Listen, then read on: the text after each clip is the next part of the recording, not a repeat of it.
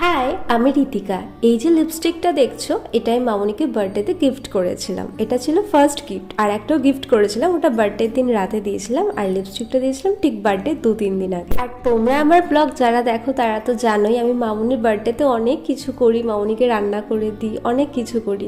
সত্যি বলতে আমার 2-3 দিন ধরে এতটাই জ্বর, শরীর খারাপ, আর আমার ভয়েস শুনে বুঝতেই পারছো যে আমার এখনও গলাটা বসা। তো সকাল থেকে মনটা খুবই খারাপ লাগছিল যে এই বছরে একটা দিন মামনিকে আমি কেক কাটাতে পারবো না। তারপর সত্যি কথা বলতে গেলে মনটা খুব ভালো হয়ে গেল। এই যে ভেলকি দেখছো, ভেলকির মা মানে আমার দিদি হয়, তো দিদি যখন অফিস থেকে ফিরছিল তারপর আমাকে কল করে। তো যাই হোক, তারপর হঠাৎ করেই মানে সারপ্রাইজ দেয়, মামনির জন্য কেক আনে, আরও অনেক কিছু খাবার দাবার এনেছিল, তো সেগুলো আনে। আর রক্তের সম্পর্ক থাকলে যে মানুষ সবসময় আপন হয় তা একদমই নয়। আর এটা আমার কাছে অনেকটাই, যে একটা মানুষ এত কিছু ভেবে এত কিছু এনেছে, সেটা একটা বিশাল পাওনা। তারপর